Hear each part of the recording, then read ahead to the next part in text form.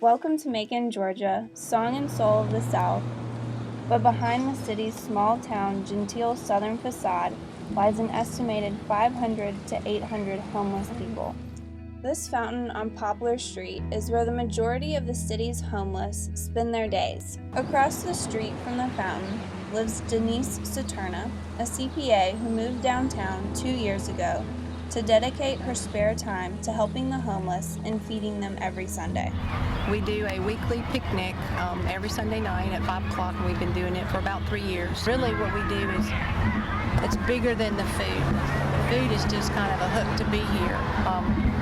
What we try to do is build relationships, scratch under their skin and get to know who they are, who their family is, and then try to encourage them to take the step that they're ready to take. I ended up going to jail, and I lost it. I lost my job, I lost my place, and it's kind of hard to get back once you get out here.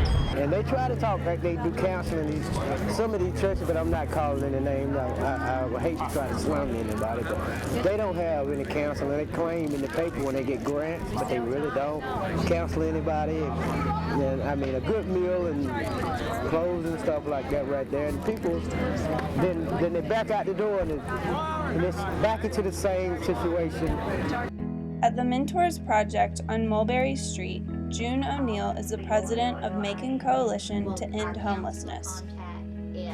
We are very concerned about the fact that there's no day shelter in Macon. If you walk along Oglethorpe Street early in the morning or in the afternoon, you might see houses that have been demolished and people in the downtown area sitting on the steps when there's nothing there. Maybe some beer cans, some food wrappers. They're just sort of camping there. We would love to have a place that homeless people could go and rest during the day, access services. At Family Advancement Ministries, Sister Elizabeth Grime said she's spearheading the effort to bring a day shelter to Macon, and that Macon has been selected as one of 5 cities nationally to receive funding for a shelter. We've talked about the need for people to be able to take a shower. I know there's a shower at Loaves and Fishes, and that's great. People do need to take a shower. What we'd like to see is that a place like this can go a little bit further so that someone can not only get a shower, but they might be able to get a shave and haircut, that they have a change of clothes, that they can come there knowing that they can prepare themselves to get ready to go for a job interview. Eric Hutto is an example of how the homeless can re-enter the workforce. Although he lost his job as a truck driver in 2009 and has been homeless ever since, he just recently found a job.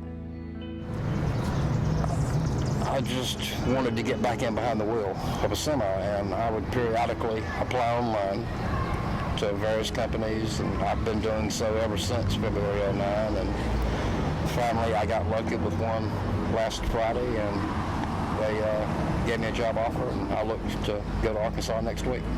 Awesome. Hutto said his access to internet at the fountain has been pivotal to helping him get back on his feet. This is pretty much where I'm at. This is, if I want to get online, I'm here. If it's raining or something, if I'm already here, then I'll just go over to Killian's coffee shop and sit under their awning for maybe an hour. If I lost my laptop like I did, the first time, I would get depressed. I really would, because my life is so wrapped, around the internet that, it would be a blow. Eric's story shows that homeless people are often no different than anyone else. It's all about trying to educate people that homeless people look just like you and I look. They're invisible. And one of the reasons they're invisible is we're afraid to look at them, because we're afraid if we look at them, they're going to ask us for something. And rather than be confident in who we are, we're afraid that we're not going to be able to answer their question. And really, if they ask you for something you don't have or are unwilling to have, all you have to do is say no, have a nice day. I think we're responsible in the sense that these are human beings, and all human beings have dignity and should be given respect.